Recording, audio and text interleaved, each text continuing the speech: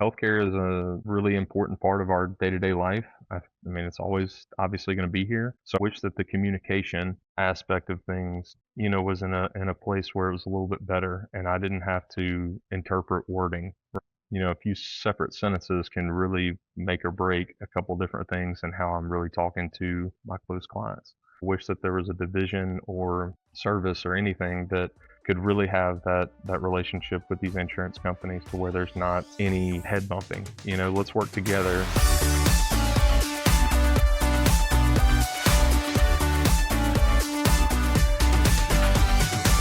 Welcome to Healthcare Marketing Edge, where we share stories and strategies to grow your practice. I'm Team Bouchard from Luminus, a healthcare marketing agency specializing in helping practices acquire patients and grow their practice. Today, we're connecting something that doesn't always get linked to marketing, the operational and reimbursement decisions that quietly determine whether your practice can grow and deliver the outcomes worth talking about.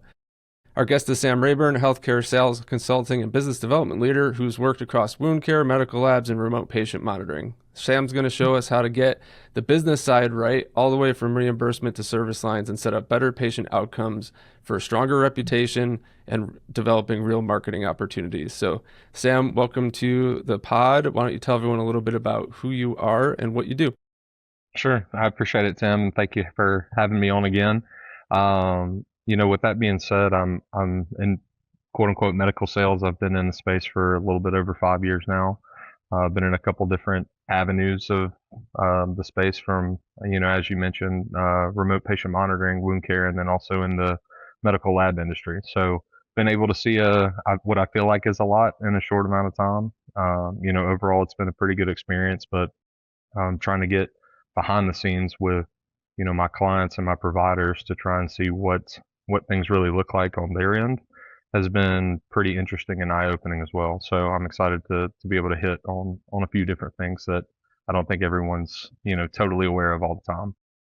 Yeah, let's jump into a couple of them. I think maybe I can cue it up with, what do you think has changed most over the last few years, and how has that spun off into some of the things where you've seen practices be able to make big improvements? So I would say for me personally, and it might have been like this, before I kind of got into the space in,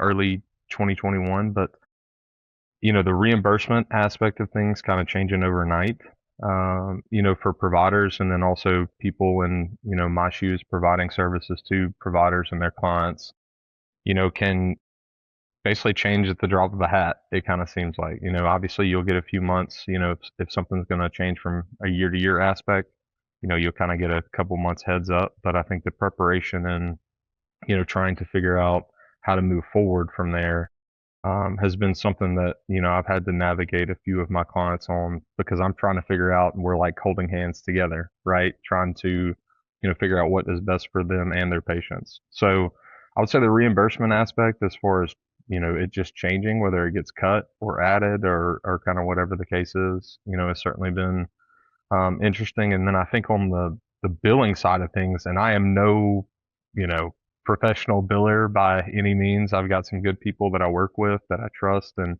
they've been fabulous to work with. But, in their shoes, it has been hard because a lot of the terminology that is released, whether it's a, couple 100-page document, and they're looking for basically a couple sentences, right? So with that being said, they're, sifting through all these, words and trying to find what they're really looking for, depending on what their specialty is as far as billing goes.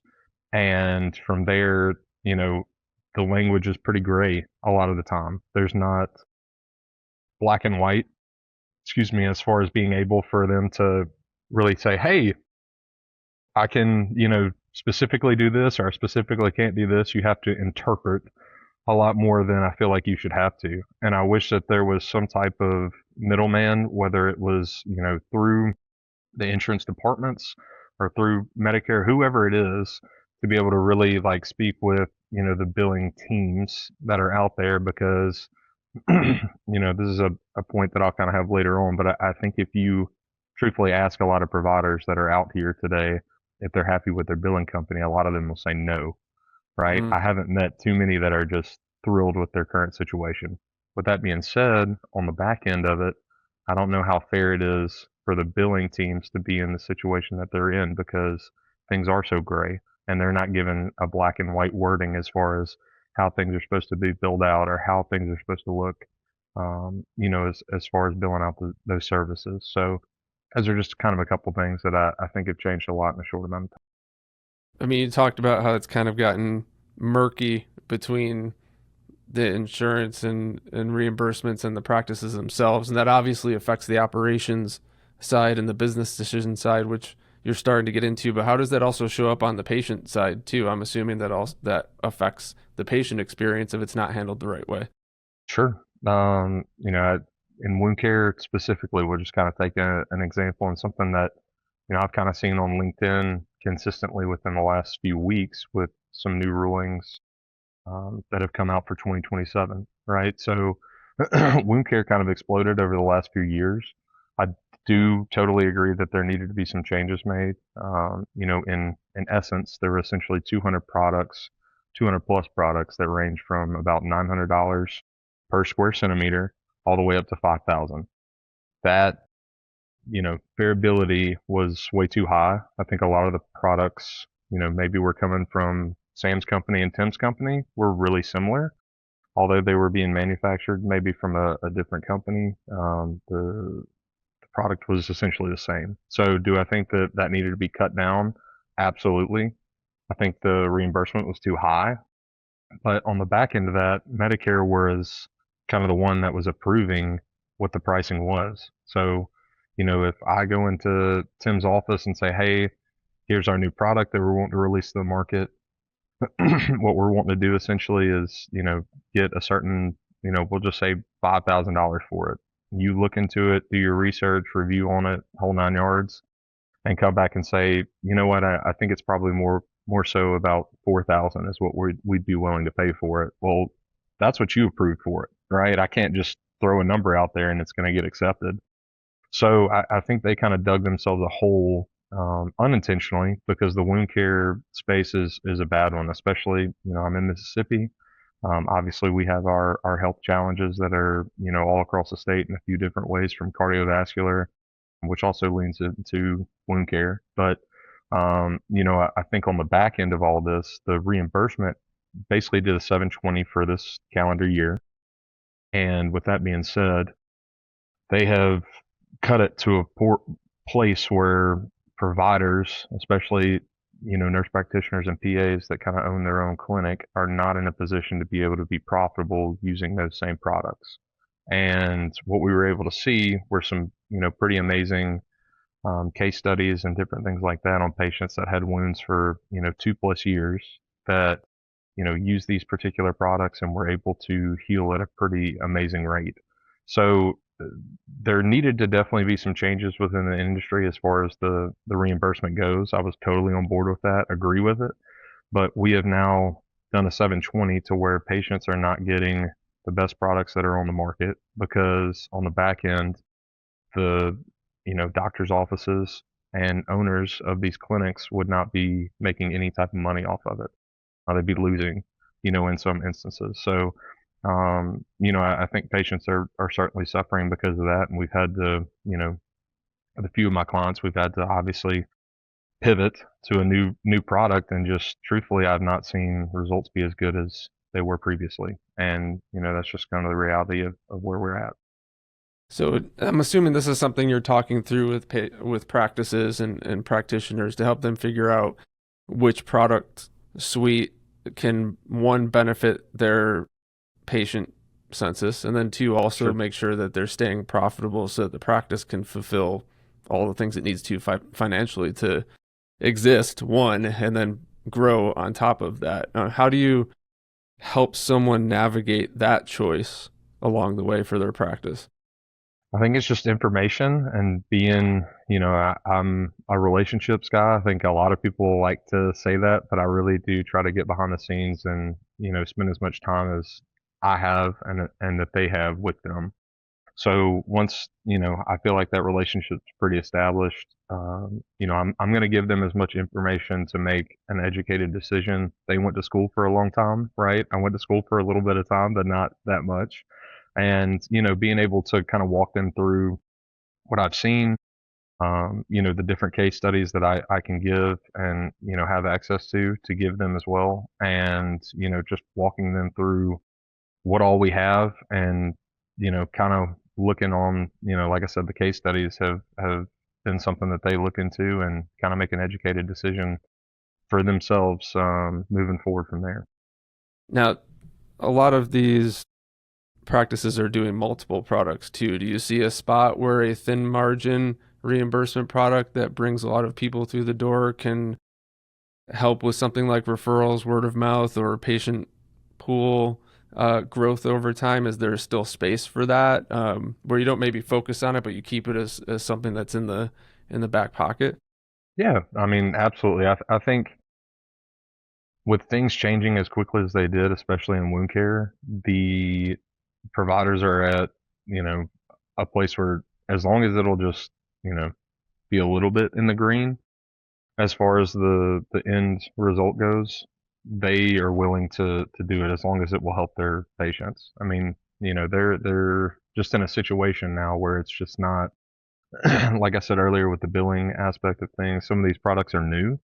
And so you don't have a ton of volume to be able to show them, hey, this is consistently what we're able to do. Or, hey, this is getting denied a lot because, we're in a place where billing companies, like I said, they're in a tough spot too because some of these products are new. They're learning and navigating challenges at the beginning of the year, billing out new products, and if something's getting denied consistently, they're trying to figure out why on the back end too. So I think that there is still certainly a market for it, and they're able to be in a place where I'm trying to give them as much information as possible and as many products as possible, but um, they're just trying to learn as we go, and I am too. Yeah, and there's still a place for having a product that doesn't cost you money, obviously, to provide patients. But if you can really Sure. lean into the idea that this is still a viable thing that patients need at my practice, and I can have good outcomes for them, which will rub off on the practice as good reviews, word of mouth, more Yeah. referral feedback coming our way, things like that. That opens up doors for other things along the way too. And at this point, you were saying there's a lot of people have similar product lines for these services across practices. So you have to figure out some ways to build differentiators around that. And sometimes, even if the margin isn't there on one, if you can use that as something to lean into and build a reputation off of it, or at least have something else to put out there from an outcome promise, a fulfillment of better life, better, whatever afterwards. Leaning into that can help open up doors for other things too that might have more profitable reimbursements along with them. So, that might be something where you're building up a differentiator set. And another thing you had talked to me about before we record this was also things like speed to treatment too. It's not only just what's profitable in reimbursement, but what can I work in through my practice that is a speed to treatment, won't have people backed up, and I can play that angle alongside the outcomes angle too. Sure. I think that's a great point. With that being said, wound care providers are in a little bit different space than your primary care providers. A lot of our PCPs are in a situation where they're having to see a lot of patients, right, in a short amount of time. Wound care providers can kind of take their time with each individual patient and be able to really hone in on that particular wound or the issues that patient's having. So, the time aspect of things, being able to give them a product that may take a couple minutes to provide, I think is, you know, obviously we still want to be conscious of them seeing other patients, but, they're able to take their time to some degree with being able to spend one-on-one time with the patient, see what's really going on, maybe debris a wound, add a product, and kind of go from there. But certainly there's a few different things out there where, the reimbursement aspect we're not, worried about at all. We're just trying to get the patient in a particular place, maybe to apply an additional product or to see if, we even have to go that far. So, like I said, a lot of navigation, I think, through, a few different changes and challenges, but, it's been pretty interesting. When you on the, I guess on the outcomes and quality standpoint too, we had mentioned remote patient monitoring before too, and where Yeah. there might be an opportunity in that for uh, improving outcomes and patient retention, lifetime value, all the things that go along with that too. So there might be something where, even if you're seeing slimmer margins on some products, if you can package it in with something that might be beneficial for the patient and also for your patient retention and financial numbers, you can start to package together services too. Yeah. One of my very close friends, he's been in the RPM space since really right around, right before COVID kind of happened. So there's been so many changes. I actually just saw a ruling where, wound care is essentially going to stay the same with a lot of those products. I saw that, RPM is also kind of changing as far as 2027 goes. And the third party vendors, if, you know, let's say, example here, but, I come into Dr. Tim's office, he's got a certain amount of patients. I'm a third party service. What I've been able to do up to this point is pitch you on being able to monitor your patients for you. I've maybe got a certain amount of nurses that are under me, and what they do is just look at patient data all day long. So, although, what we would give the patients, maybe like a Fitbit, depending on their issues, scale, spirometer, different basic things like that that they'll use, and then, our nurses are able to monitor. So moving forward in 2027, that will no longer be allowed. I can provide that platform to you, but I cannot monitor your patients for you, which, I'm still kind of thinking on how I feel about that, because I think there's pros and cons to it. I think if, Dr. Tim gives me, hey, Sam, I want your patients to be looking for X, Y, and Z. This is what I've seen in my patient population for the last, 15 or 20 years. I know what I'm looking for. I know what I'm doing, and that's what I want you to be really focused on. Great. I mean, I can cater to that and do all those different things within, our organization and my close friends organization. But, I think that the primary care providers are in such a difficult place, and I've talked to dozens that are almost feel like they're in the rat race, right? They got Mm. into what they're doing because they wanted to develop close relationships within a certain community, and they wanted to be able to be that local doctor that you can go to for that sinus infection, or, for, the basic things that you need, right? Prescription refills, all the different things. But they have gotten cut to a point, reimbursement wise, on their side, to where they're only able to spend a few minutes of their time with their patients. Whereas, like I said, they got into it being more so relationship based and wanting to help the community and things like that. They're still able to do that, but it's not to the degree that they originally got into it for. So, what we have tried to kind of navigate through is going to providers in that situation that are tired of, hey, you need to be seeing patients every, 4 minutes or 6 minutes, whatever the time period is that they're given, and say, hey, listen, you're seeing, you know, 5,000 patients per year, 3,000 patients per year. If we cut that down to, let's just say 500, and help you navigate into a concierge model, you'll be able to spend a heck of a lot more time with your patients like you want to, and why you got into this originally, while also being able to harp on the remote patient monitoring aspect if that's something that they want to do, and be able to really have a full, wide range overview of each individual patient, and be able to spend that time with them that you want to. So, with the market kind of changing the way that it has, some providers are really interested in that, and then some are, can't imagine not seeing a patient that might not want to do concierge medicine, and they've been seeing that patient for, a long time, 15, 20, 25 years. These are important relationships to not only the patients, but the providers too, which, I totally understand and respect, but they are just kind of in between a rock and a hard place with how to move forward with their practices. Yeah, I'm assuming that there's some, if someone wants to make that jump, there's also some operational and billing and procedural stuff that changes along with that too, to make sure that the processes follow along with that decision to Sure. switch approach. Sure. I think a big thing, and some of the people that, we've been able to talk to and convert have been in situations where they're tired of dealing with the insurance companies, which I think Mm. everyone is a little bit burnt out on that, and being able to just charge a flat fee of, hey, I'm converting into a concierge medicine model. I'd love to have you on. I've known you for a long time, and I want you to continue coming to see me and being my patient. It would be a flat rate of, we'll just say $150. You get 4 visits per month if you need that. If you don't, no big deal. You get it either way.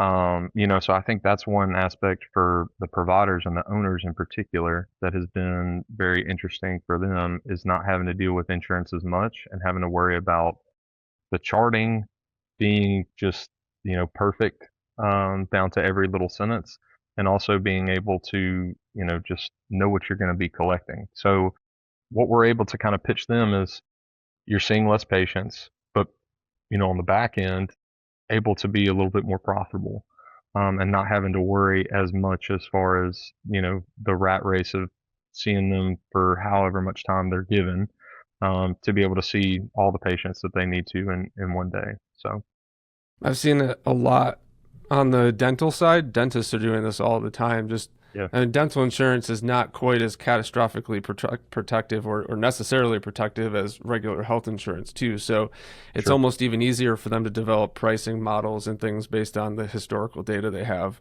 of what their patients need. So I'm seeing it a lot on the dental side. And then even when it comes to things like you want to get into wound care or something like remote in-home nursing contractor groups are going after the concierge model too, as well, trying to pick up people that aren't interested in going through a practice or whatever. So they're picking up people that are like in post-op or whatever it might be, for contract concierge nursing and things like that too. So it's definitely something that's Absolutely. popping up more as the friction is building between insurance billing and margins Yeah, and I the mean, I think reimbursements. long term, that's where we're headed. I think that will be maybe kind of in between, my age group and, you know, really right around my age group, maybe a little bit north, is kind of where we will certainly be as we age, right? As far as the remote patient monitoring, concierge medicine, and things like that. Because,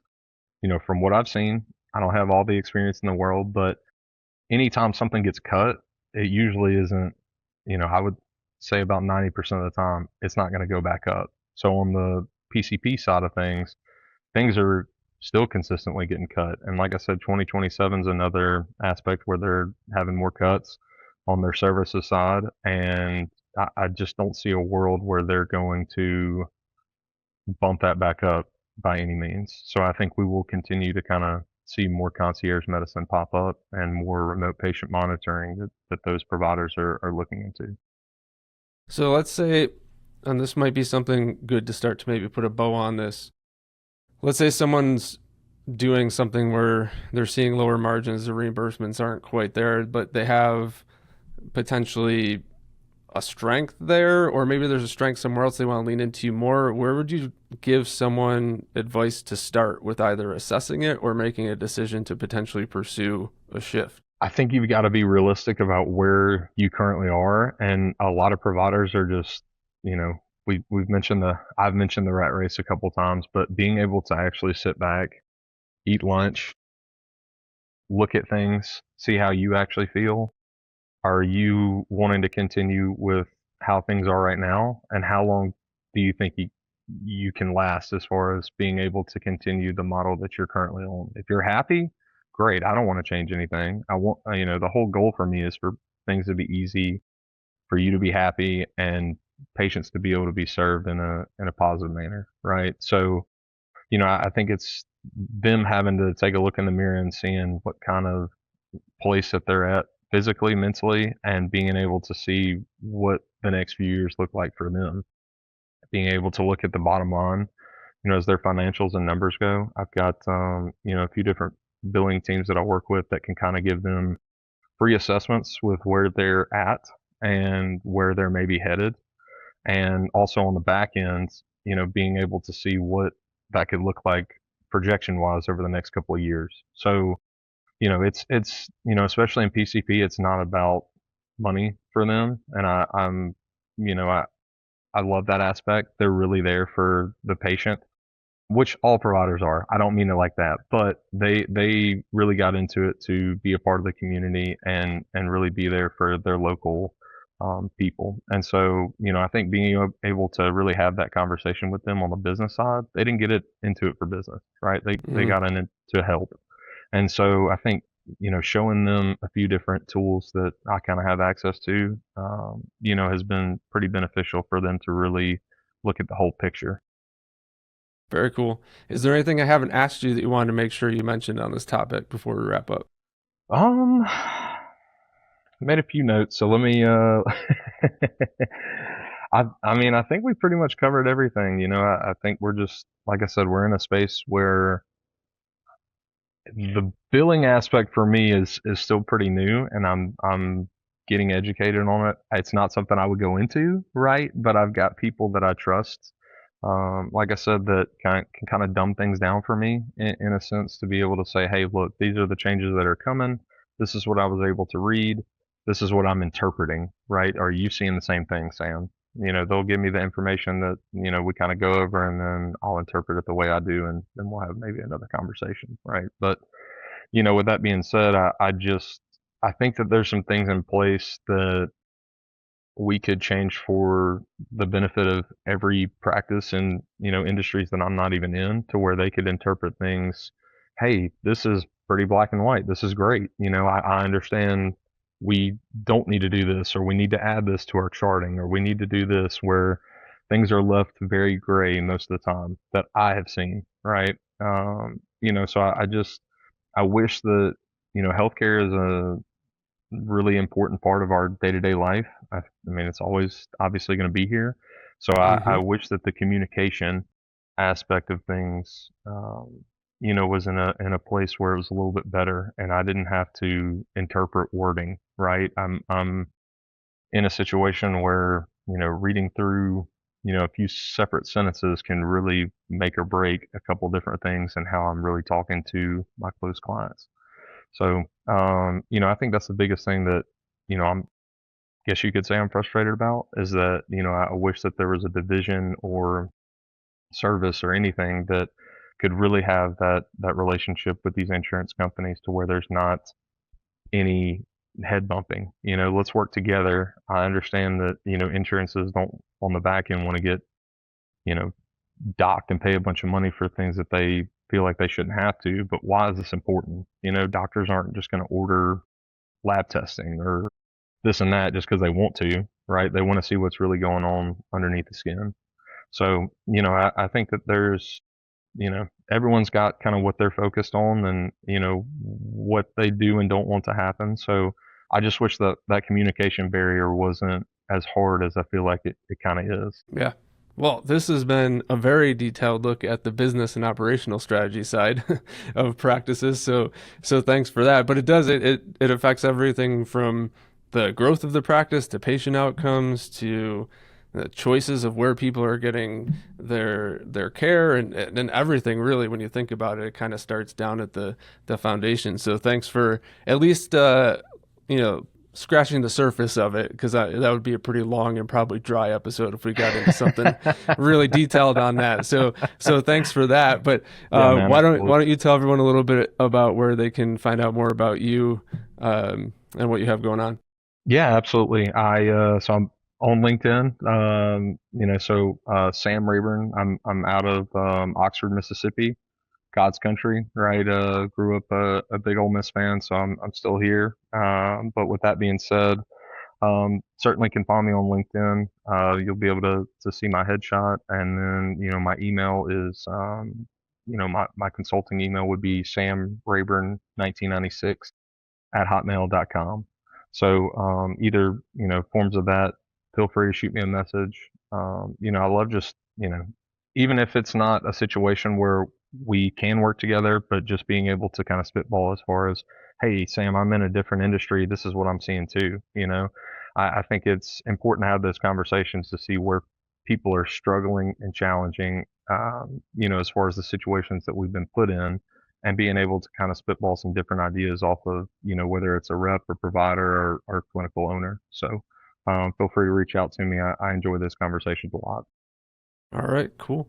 And listeners, once your operations and service lines are solid and profitable in the way that you want them to be, marketing is how you can turn those things into growth too. So when you're ready, check out our patient pipeline blueprint session offer. It's a workshop to uncover how you can attract new patients and convert more inquiries into appointments for your practice. Learn more at luminus.agency/blueprint. And as always, don't forget to subscribe to Healthcare Marketing Edge for more insights like this on YouTube, Spotify, and Apple Podcasts. See you on the next one.